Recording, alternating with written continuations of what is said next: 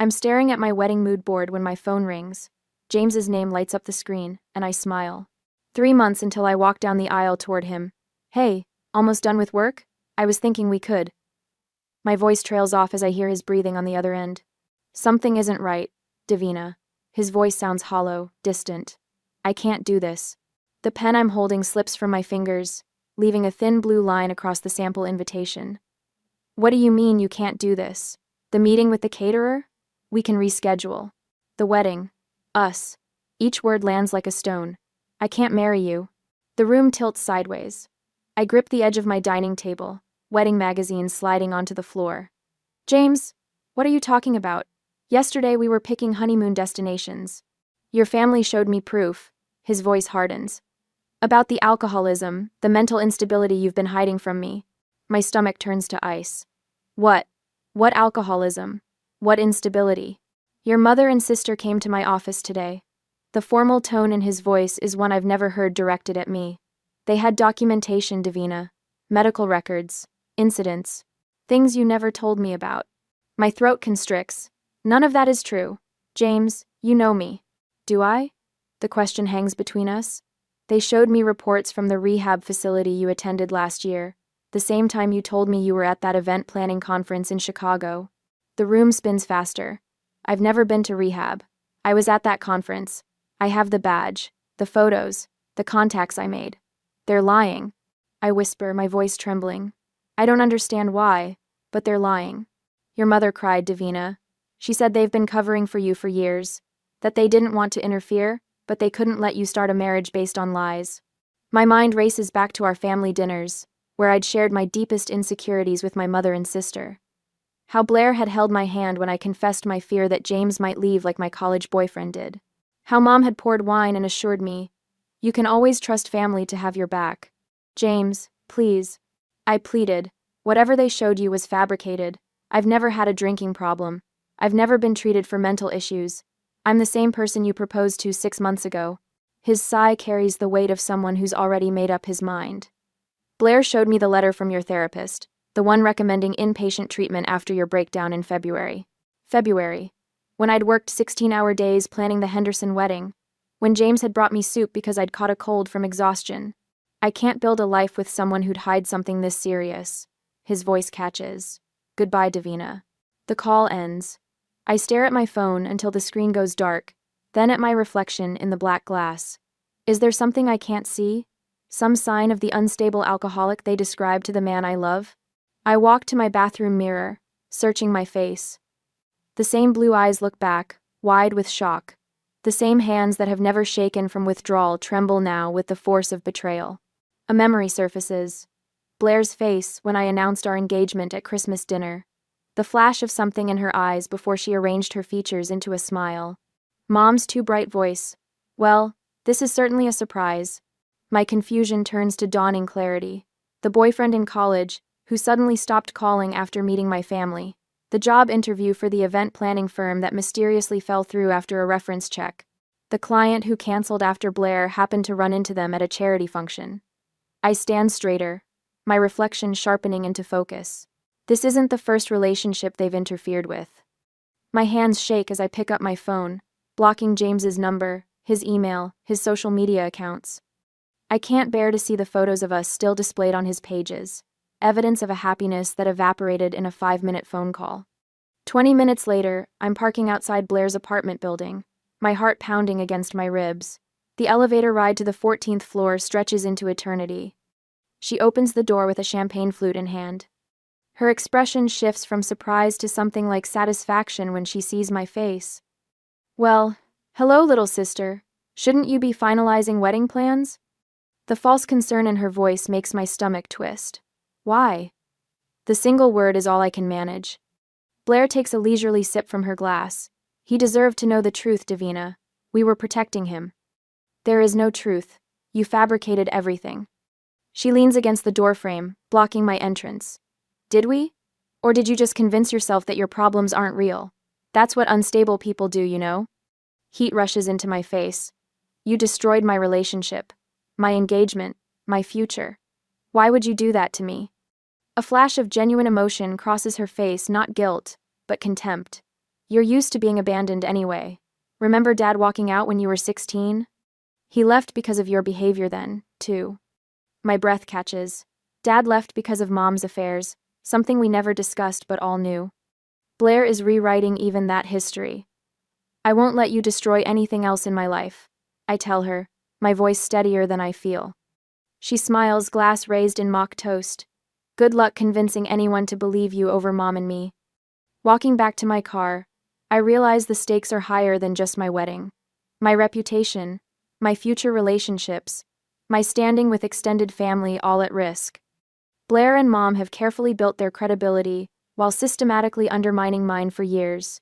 I sit in my car, hands gripping the steering wheel, and make a call to the one person who might believe me. Margaret Parker. The attorney's voice is brisk, professional. Margaret, it's Davina Hughes. I fight to keep my voice from breaking. I need your help. My mother and sister have been spreading lies about me. They just destroyed my engagement by convincing James I'm an unstable alcoholic with fabricated medical records. Silence, then. Come to my office. If they lied about you, that's defamation. We can address this legally. For the first time since James's call, I feel a small measure of relief. Someone believes me without question. 30 minutes later, I sat in Margaret's warm office. Her law degrees hang on the wall behind her desk, a reminder of her formidable reputation. The room smells of leather and lavender, and the steady click of her pen as she takes notes provides an anchor for my spiraling thoughts. Start from the beginning, she says, and don't leave anything out. I tell her everything, from James's call to Blair's smug confession. Margaret listens, her expression grave but unsurprised, as if she's heard stories like mine before. When I finish, she places a hand on my shoulder. You're not alone in this fight, Davina. Family can cause the deepest wounds, but they don't have the right to destroy your life with lies. I could retreat, nurse my wounds in private, try to rebuild quietly.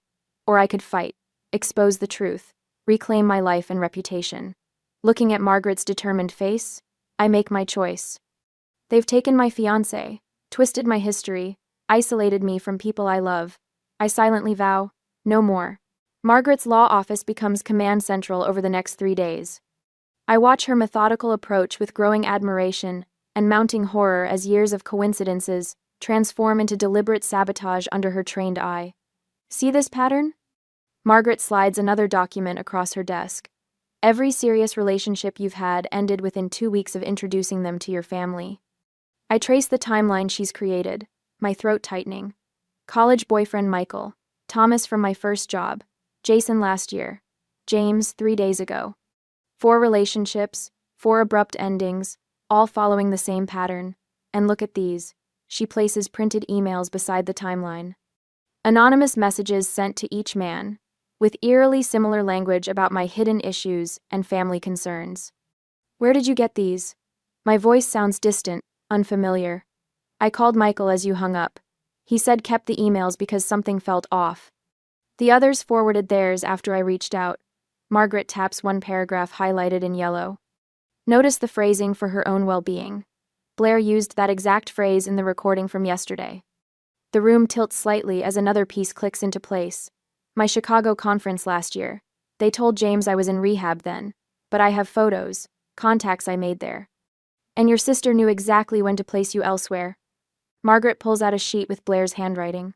My stomach lurches at the familiar slant of her letters. It's a detailed outline titled, Helping James See the Truth. Item 1. Chicago Rehab Story. My hands begin to shake. They've been planning this, actually planning how to destroy my engagement. Not just your engagement. Margaret pulls out a folder bulging with notes. Your neighbor, Mrs. Wilkins mentioned your mother had private conversations with her about being concerned for your stability. The Henderson wedding you organized? Blair introduced the client to a competing planner, suggesting you might be unreliable. The evidence mounts. A cousin who stopped calling after my mother mentioned my struggles. 3 clients who suddenly canceled after meetings where Blair happened to run into them. Job interviews mysteriously falling through after reference checks. The pattern emerges with brutal clarity. Every time I gain traction in my career or personal happiness, someone intervened. My phone rings, startling us both. Dad's name flashes on the screen. I answer the speaker. Davina, His voice sounds strained. Why didn't you tell me you went to rehab last year? We could have helped you. Margaret reaches over, squeezes my hand as my world contracts further. Dad, I never went to rehab. I was at a conference. I have the badge, the photos. Your mother showed me the admission papers, Davina. His sigh carries disappointment that cuts deeper than anger would. Blair's worried about how you're handling the breakup. They say you're making accusations. They're lying, Dad. My voice breaks. They've been lying about me for years. The silence stretches. I need to go, he finally says. We'll talk when you're feeling more stable. The call ends. I stare at the dark screen, the final devastating truth settling into my bones. They've even convinced Dad. Margaret slides a box of tissues toward me, but I push it away. Tears won't help now. What I need is clarity. I pull a blank legal pad toward me. They've been documenting false evidence. I need to document the truth. For the next hour, I list every suspicious incident I can remember. The college internship that fell through after my mother spoke to the director. The friendship with Sarah that ended suddenly when her parents invited us to dinner with my family. The apartment I mysteriously lost despite having perfect credit. With each memory, the lens through which I viewed my life shifts. What I'd attributed to bad luck or personal failings now appears as careful, deliberate sabotage. They didn't want me to succeed? I whisper, the realization burning through me, because it threatened their narrative. Margaret studies me across her desk. We need to understand why. This goes beyond simple jealousy. She pulls out more documents, financial records, social media histories, family correspondence. The pieces assemble into a motive that makes my stomach turn. James comes from money, Margaret says. His family has connections Blair has been trying to access for years. Your engagement threatened her social standing. The investigation reveals more layers. My mother borrowed money from James's family for Blair's fledgling interior design business. Blair's relationship with Thomas Andrews, son of a retired judge, heir to old money, hinged on maintaining her family's respectable image. They're not cartoon villains, Margaret explains, her voice gentle. They believed they were protecting something valuable, their status, their narrative. In their minds, they're the heroes. I think of Blair's face when I announced my engagement at Christmas dinner, the flash of panic before her practiced smile, my mother's too bright voice. This is certainly a surprise. They've been cultivating this image of me as unstable for years, I say, building credibility for the moment they needed to use it. Kay? Margaret nods. And now they're cornered. That makes them more dangerous, not less. My phone pings with a text. Unknown number. I read it aloud. Davina, it's Aunt Susan. I've been hearing rumors. We have experienced the same treatment from your mother years ago. Call me? Another message follows from Kevin, my former colleague at the event planning firm. Blair approached 3 of our clients last year. I have documentation if you need it. A weight lifts slightly from my chest. I'm not alone in this. Margaret begins outlining legal options. We can start with a cease and desist letter. Gather evidence for a defamation suit. My boss calls next, her voice firm. I always thought those rumors seemed out of character for you, Davina. Whatever you need, we've got your back. By evening, we've assembled a network with different areas of expertise, legal knowledge, family history, professional support, the foundation for a collaborative approach rather than an isolated confrontation. As I gather my notes to leave Margaret's office, a strange calm settles over me. The anger remains, but it's cooler now, more focused, strategic. I'm not the first person they've done this to, I tell Margaret as she walks me to the door. The weight of that knowledge should crush me, but instead, it strengthens my resolve. But I can be the last. The email glows on my laptop screen like a beacon. Michael's name in my inbox after 2 years of silence feels surreal. Davina, I found something you should see. His message reads, I kept this because it never made sense. Now I'm wondering if it connects to what your aunt told me about your situation. I click the attachment with trembling fingers. A forwarded email appears, dated 3 days after I'd introduced Michael to my family. We're concerned about Davina's behavior.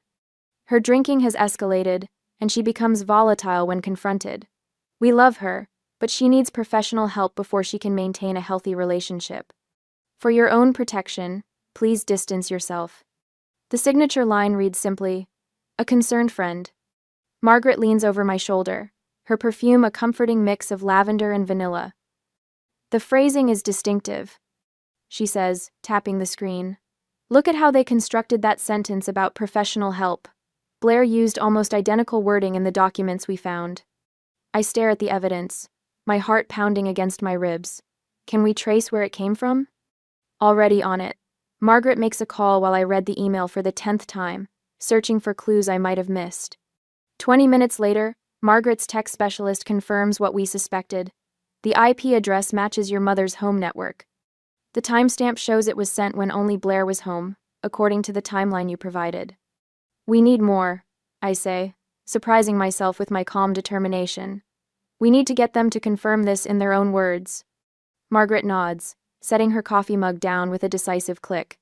This establishes a pattern of malicious intent, but you're right, a recorded admission would make our case ironclad.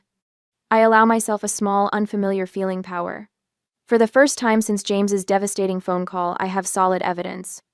Not just suspicions or patterns, but concrete proof that can't be dismissed as paranoia or misunderstanding. I can finally confront them with more than just my word against theirs. I say, straightening my shoulders. I have proof now. The next afternoon, I park outside my childhood home, recorder hidden in my purse. Margaret's legal guidance plays in my mind. Get them talking about their actions without revealing what I know until they've incriminated themselves. The familiar path to the front door feels different now. Family photos hanging in the entryway reveal new messages. Mom standing slightly in front of me in every picture, Blair positioned prominently while I'm often partially obscured or caught mid-blink. Blair opens the door with a champagne flute in hand, her expression shifting from surprise to smugness when she sees me. Well, look who decided to grace us with her presence. She steps back, allowing me inside. Mom's in the sunroom. Mom's in the sunroom. I follow her through the house, noticing how my shoulders instinctively hunch forward, a physical response to years of subtle diminishment. Mom looks up from her gardening magazine, removing reading glasses that hang from a pearl chain around her neck. Davina, this is unexpected. I needed to talk to both of you, I say, taking a seat across from them.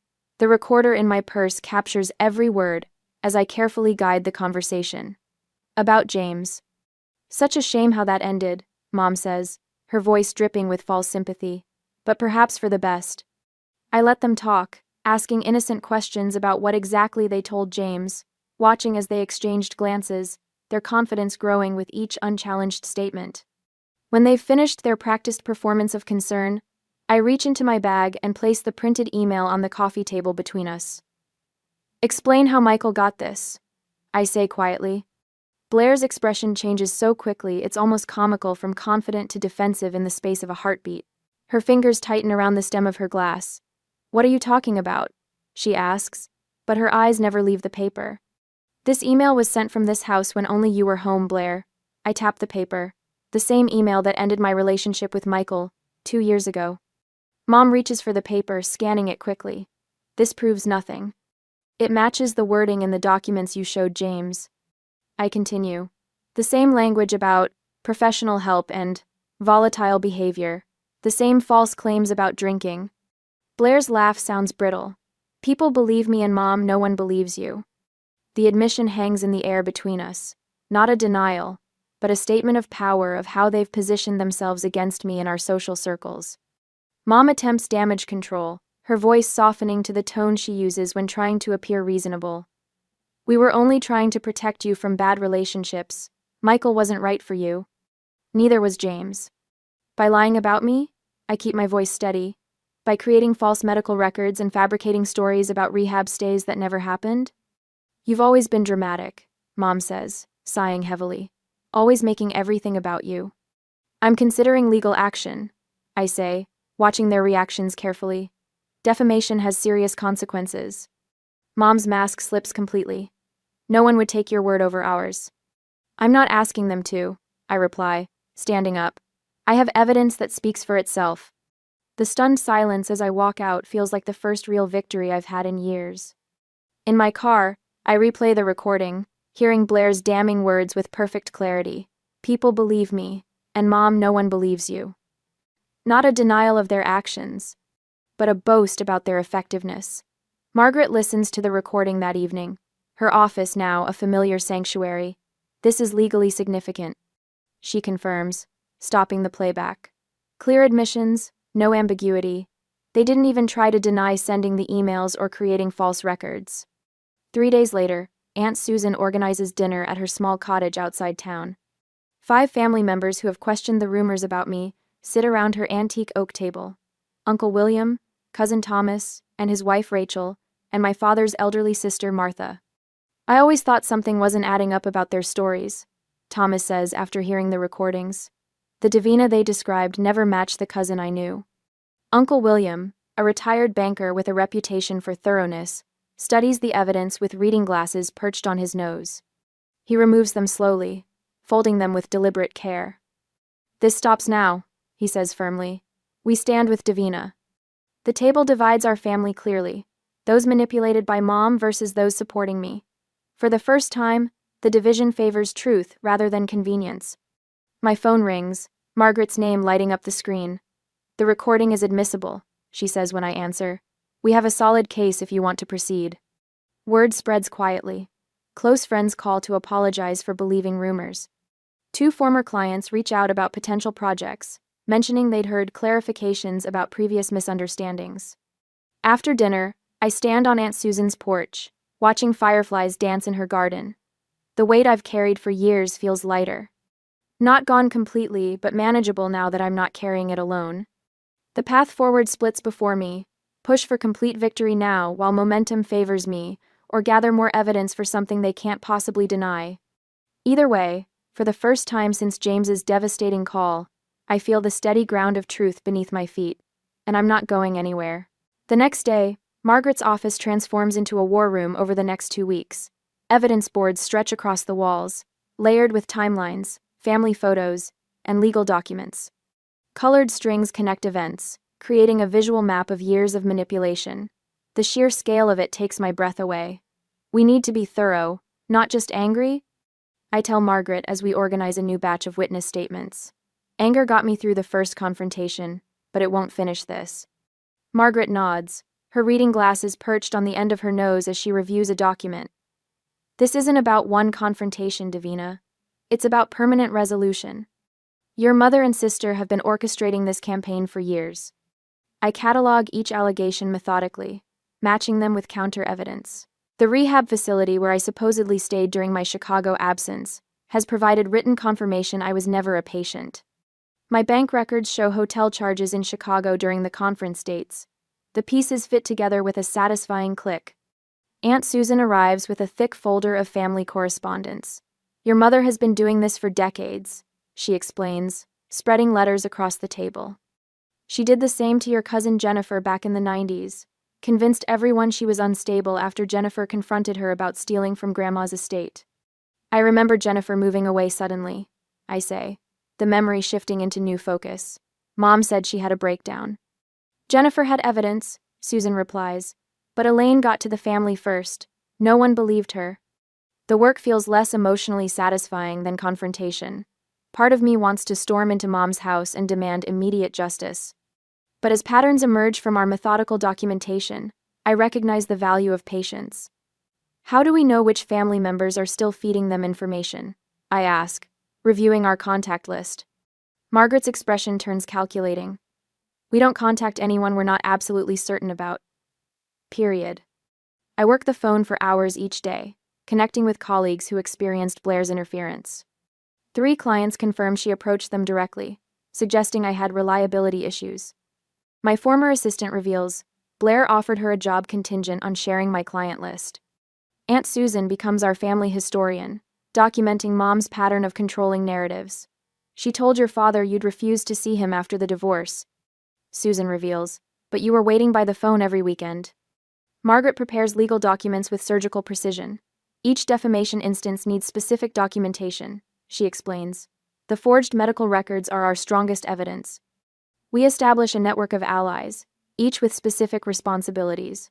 My colleague Vanessa monitors industry gossip, feeding us reports of new rumors.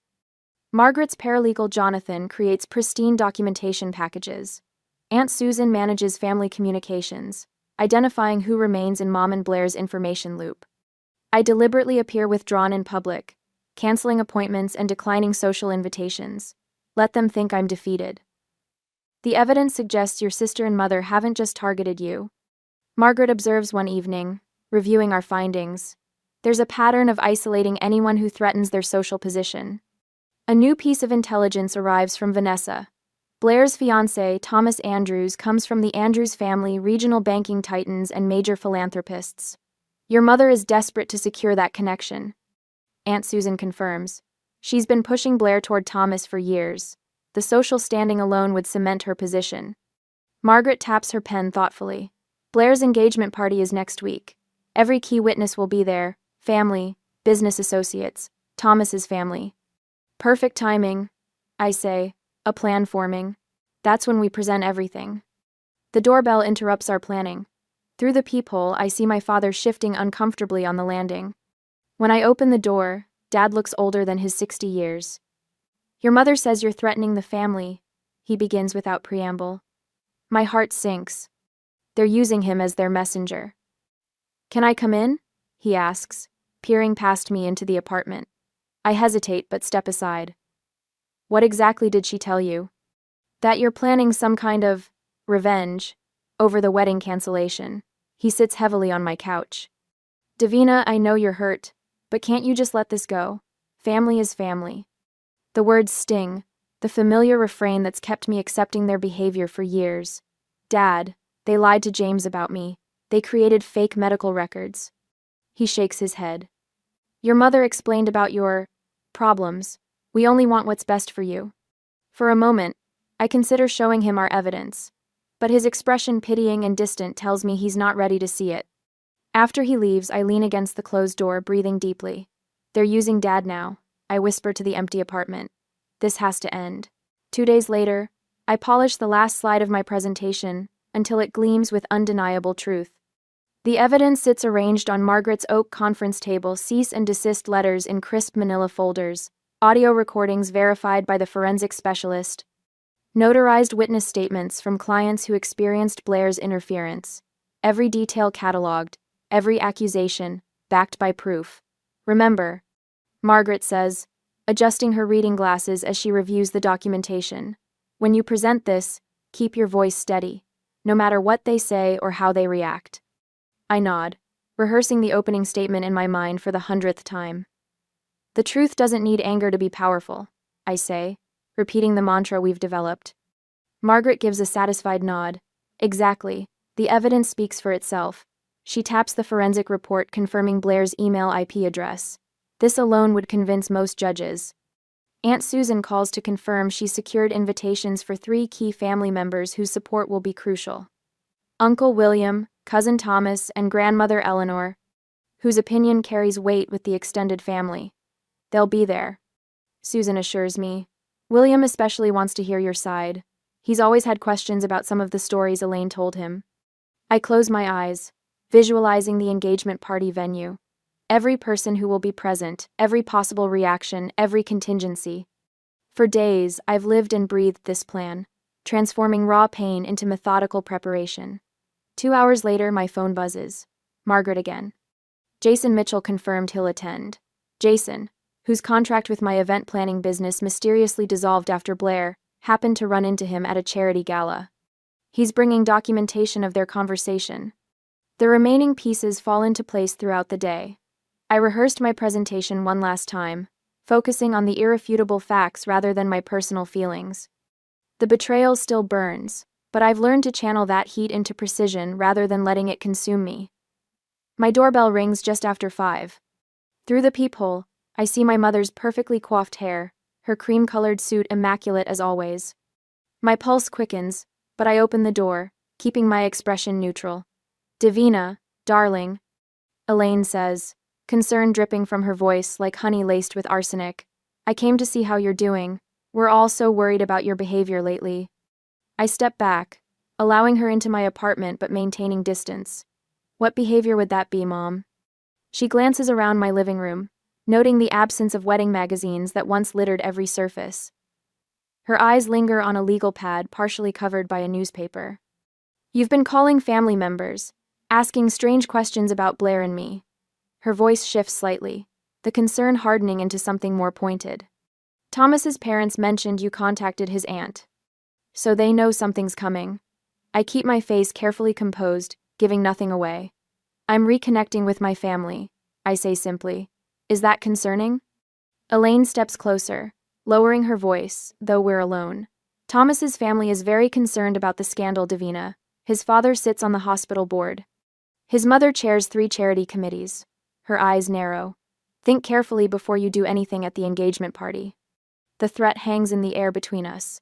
For a moment, I see through the mask of maternal concern to the calculation beneath.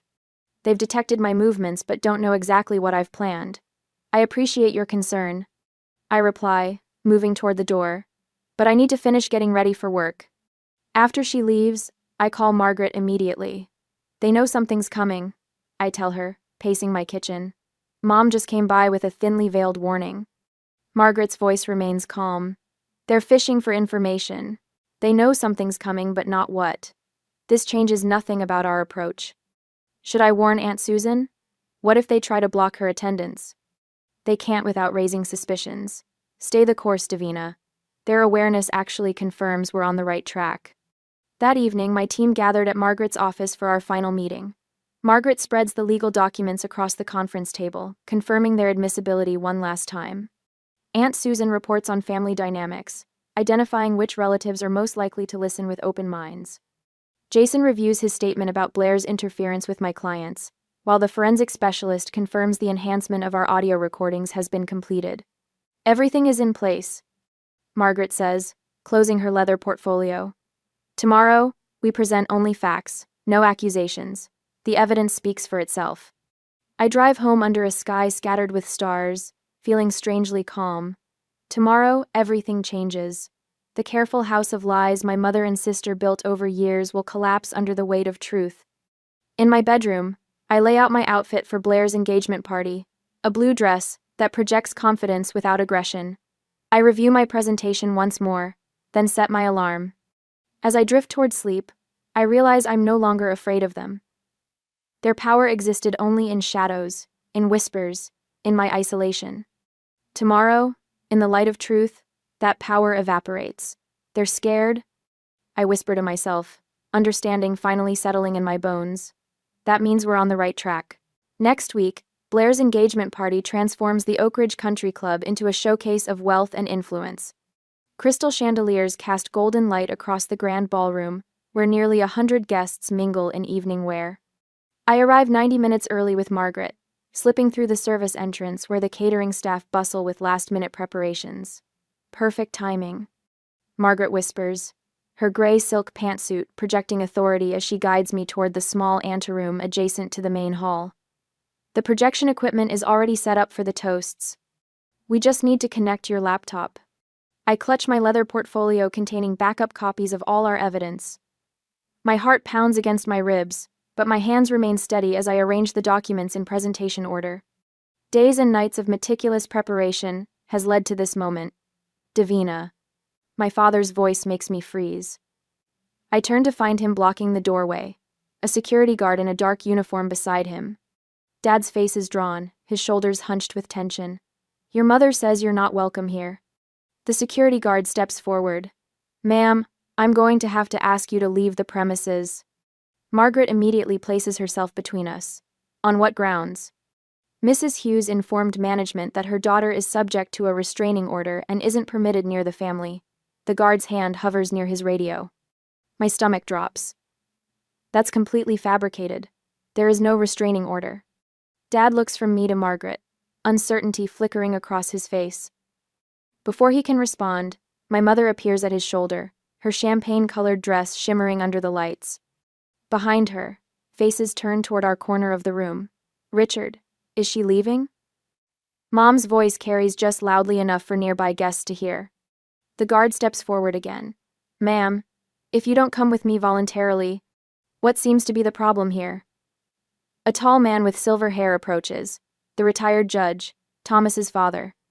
Blair materializes beside our mother, her engagement ring catching the light as she places a concerned hand on Mom's arm.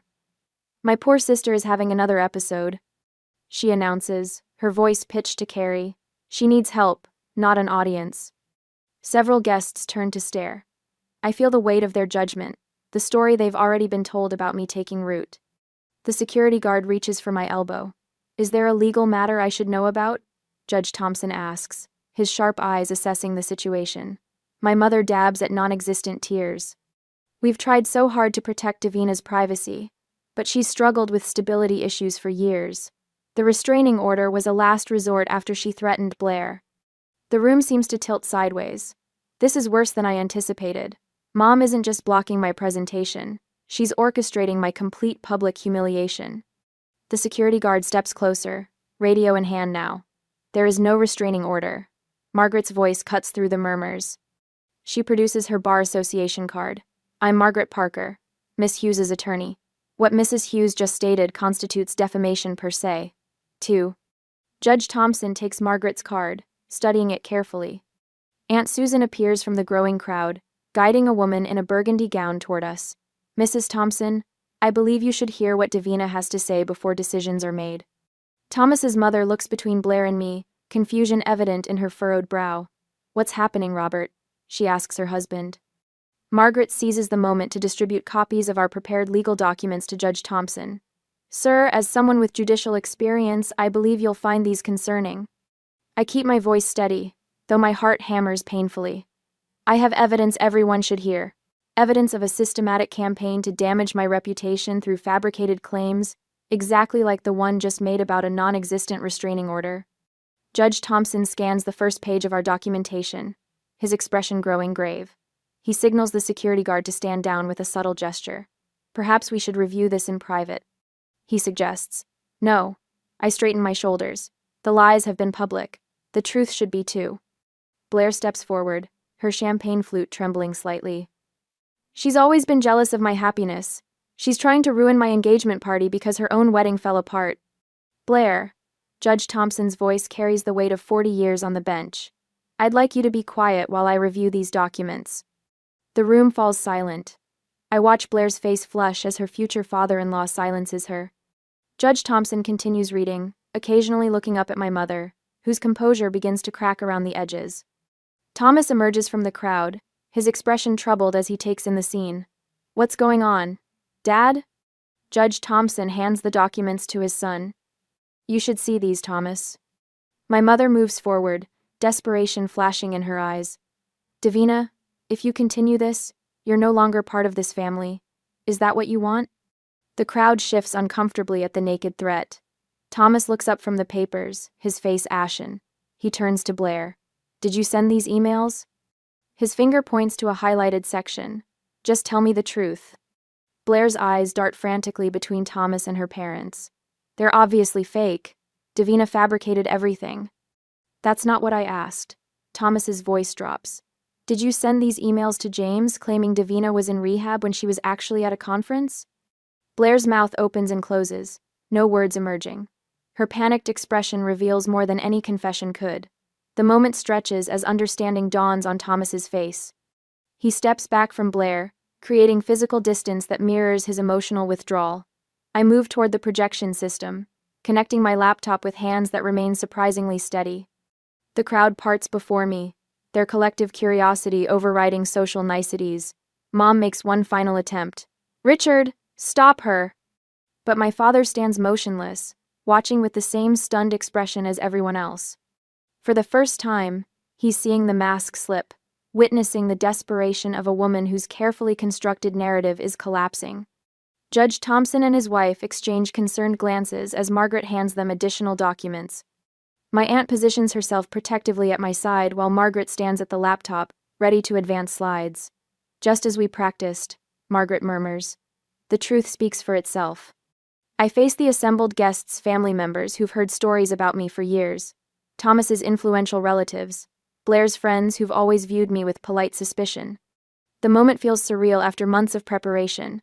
I press the button that will begin my presentation. The projector hums to life, casting its blue glow across the room. The first slide appears on the screen, and the room collectively gasps. I stand beside the screen, my heart hammering against my ribs despite months of preparation for this moment. Every eye in the room fixes on me, some curious, some concerned, others outright hostile. What I'm about to show you has been methodically documented and verified. I begin, my voice steadier than I feel. Each piece of evidence has been authenticated by legal and technical experts. The first slide appears, showing an email from Blair to my ex-boyfriend Michael. The date stamp is unmistakable, the day after I introduced him to my family 3 years ago. This email claimed I had been hospitalized for alcohol poisoning twice that year. I explain, pointing to the highlighted text. The IP address has been traced to our family home during hours when only Blair was present. Blair lunges toward the projector. This is ridiculous. You've obviously fabricated. Let her finish, Thomas interrupts, his voice sharp as he places a restraining hand on his fiancée's arm. I need to hear everything. The room grows painfully quiet. I advance to the next slide, a transcript of a recorded phone call between my mother and the Henderson wedding client. Mrs. Henderson confirmed she canceled my services after my mother called to express concerns about my reliability. I continued, my finger steady as it traces the damning words on screen. This occurred exactly 1 week after I mentioned the Hendersons were considering me for their daughter's wedding as well. From the corner of my eye, I see Mrs. Henderson herself rise slightly from her chair, her face flushed with recognition. It's true, she says, her voice cutting through the tension. Elaine called me personally. She said Davina was being investigated for professional negligence. My mother's face contorts. I was trying to protect everyone involved. Davina has always been. The next exhibits are perhaps the most serious. I continue, refusing to be derailed. These are my actual medical records, obtained through legal channels, showing I have never been treated for substance abuse or psychiatric issues. Side by side with these documents, I display the fabricated records James had described to me on that devastating phone call 3 months ago. A forensic document examiner has confirmed these falsified records were created using a family computer. Margaret adds, stepping forward with professional authority. This constitutes defamation and tortious interference with both personal and business relationships. Thomas's father leans forward in his seat, his judicial experience evident in his methodical examination of each document I present. He occasionally glances at Blair, his expression growing increasingly troubled. I received similar emails after meeting Davina's family. A voice calls from the back. It's Stephen, whom I dated briefly 2 years ago. They claimed she'd been fired from 3 jobs for erratic behavior. I believed it because the details seemed so specific. One by one, witnesses I've gathered over months of careful preparation speak up. Former clients, colleagues, even distant relatives, each confirming a piece of the pattern. Blair told me Davina had stolen designs from another planner. A client named Jennifer says, standing from her table, she showed me what looked like a cease and desist letter. I canceled our contract the next day. The evidence unfolds relentlessly, years of manipulation exposed in devastating sequence. My mother attempts several times to interrupt, but each objection withers under the weight of documented proof. Blair has gone completely silent, her face drained of color. As I display the final slide, a comprehensive timeline connecting every instance of interference, Judge Thompson rises from his seat. His commanding presence silences the murmurs that have been building around the room. As someone who spent 40 years evaluating evidence in a court of law, he says, his voice carrying the weight of his authority, I find Miss Hughes's case compelling and disturbing. This pattern of behavior would constitute actionable defamation in any courtroom in this country. The power in the room shifts with almost physical force. Thomas slowly removes his grandmother's emerald engagement ring from Blair's finger and places it deliberately on the table between them. I won't build a life on lies, he says, his voice low but clear enough for nearby guests to hear. My mother pushes through the stunned crowd toward me, her face twisted with desperation. We were protecting the family reputation, she shouts, grabbing at my arm. Everything we've built would have been destroyed by your poor choices. What poor choices, Mother? I ask, keeping my voice level. Having a successful career? Finding someone who loved me? Those were the things you couldn't allow? Before she can answer, a firm voice cuts through the tension. Enough, Elaine. My father stands in the doorway, his normally stooped shoulders squared with resolve. I hadn't known whether he would come after our last conversation. I've seen enough, he continues, walking toward us. I should have questioned what I was being told years ago. I failed you, Davina. The room grows impossibly quiet as he takes my hand. The simple gesture of support brings tears to my eyes after years of distance. Richard, you can't possibly believe, my mother begins. I've read everything, Elaine. The emails, the fake medical records, all of it. His voice breaks slightly. How could you do this to our daughter? My sister stares at the abandoned ring on the table, her carefully constructed world crumbling around her. When she finally looks up, the naked hatred in her eyes makes me step back. You've always had to ruin everything, she hisses. You couldn't just stay in your place. And where exactly was my place supposed to be, Blair? I ask, genuinely curious after all these years. She doesn't answer, just grabs her purse and storms toward the exit. My mother follows after a moment of indecision, her social performance finally abandoned in defeat. As they leave, the tension in the room breaks. Thomas's mother approaches me first, her elegant hands clasping mine. I'm so sorry for what you've endured, she says quietly. No one should have to defend their character against such calculated attacks. One by one, family members and friends who had been poisoned against me for years approached with apologies and renewed support. My father stays by my side, his presence both unfamiliar and comforting. Aunt Susan wraps me in a tearful embrace. Your grandfather would be so proud of your courage, she whispers. He always said you had his backbone. Margaret watches from a respectful distance, giving me space to receive this long-overdue vindication. When our eyes meet across the room, she nods slightly, a small smile lifting the corner of her mouth. This is what justice looks like sometimes, she murmurs, when I finally make my way to her. Several clients approach with renewed interest in working together, their previous doubts erased by the truth. I accept their cards without commitment, still processing the seismic shift in my reality.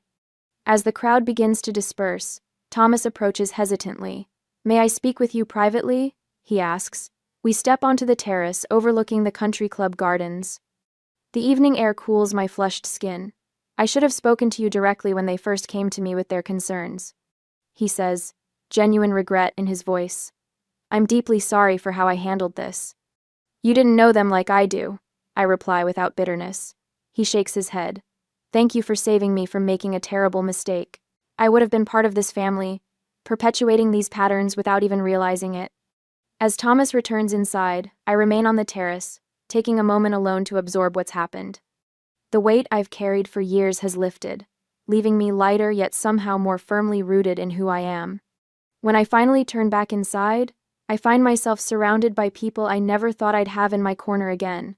My father with his arm protectively around my shoulders, Aunt Susan linking her arm through mine, Margaret gathering our evidence with efficient care, former clients eager to work with me again. For the first time in my adult life, I stand in a room where everyone sees me clearly, not through the distorted lens my mother and sister created. The power they wielded through lies has dissolved in the face of simple, unadorned truth. I don't feel the savage triumph I once imagined. Instead, a quiet dignity settles around me like a mantle, as I walk through the room with my head high, surrounded by authentic support, after years of orchestrated isolation. I stare at the framed cease and desist acknowledgement hanging in my new office, the elegant cursive signatures of Elaine and Blair Hughes catching the morning light. 1 week after the engagement party that changed everything, they fled town for what Mom called an extended vacation. Their absence feels like the first real peace I've had in years. Coffee's ready, Dad says, walking into my office with 2 steaming mugs. The tentative smile on his face is becoming more natural with each passing day. He sets my mug down and leans against my desk, his eyes drifting to the framed document. 3rd session with Dr. Peterson yesterday, he offers. She's helping me understand how I missed the signs for so long. I take a careful sip. It wasn't your fault, Dad. Wasn't it? A father should protect his daughter, not become another weapon against her. His voice catches. I believed them without question. The office door swings open, and Aunt Susan breezes in with a box of pastries. Office-warming treats. Can't run an expanded business on coffee alone. Her return to town last month was unexpected. I left because of Elaine's lies. She'd told me over dinner. Now I can come home. Having her back feels like recovering a piece of my history I thought was lost forever. My phone buzzes with a message from Thomas's father.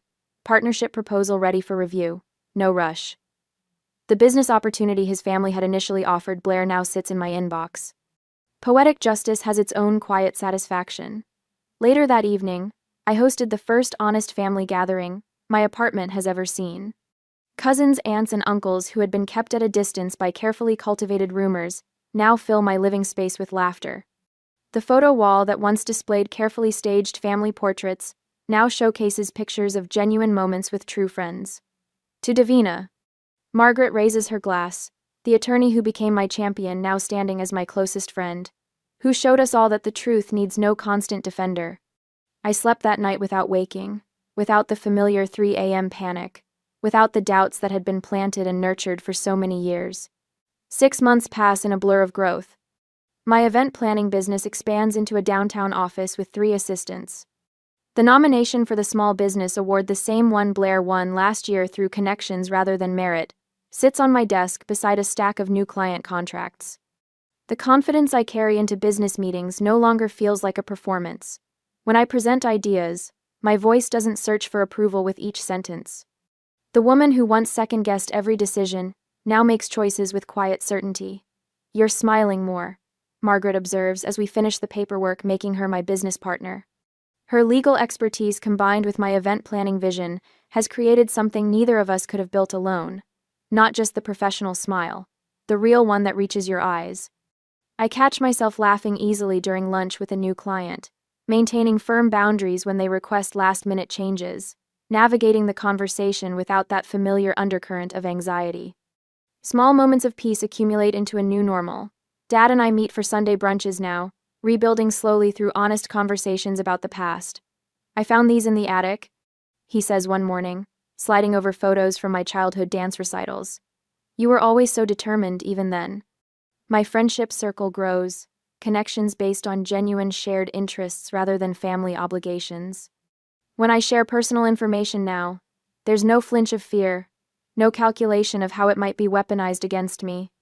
I hire Jessica, a young event planner whose eager enthusiasm reminds me of myself before the years of sabotage dimmed my light. Trust your instincts, I tell her when she hesitates during her first client presentation. They're usually right. The invitation arrives on cream stationery, Cousin William's wedding next month. The RSVP card sits on my counter for 3 days, before I check attending with steady hands. Blair and Elaine will be there, their first family appearance since the confrontation. I'll escort you, Dad offers when I tell him. I want everyone to see me stand with my daughter. His eyes, so like mine, hold steady without shame or doubt. Margaret smiles when I show her the RSVP. A year ago, this would have terrified you. A year ago, I was a different person, I replied. The scholarship for event planning students from difficult family backgrounds launches the following week. The first recipient reminds me of myself, bright, determined, and wounded by those who should have provided safety. From my new home's balcony, I watch the sunset paint the sky in shades of promise. The truth needed no constant defense, it simply needed to be spoken once with evidence and dignity. Tomorrow morning, I'll prepare a proposal for the Jenkins anniversary party. 40 years of marriage built on honesty and mutual respect. The kind of milestone worth celebrating properly. I close my eyes, breathing in the evening air. When people show you who they are, believe them but never let their version of you become your truth.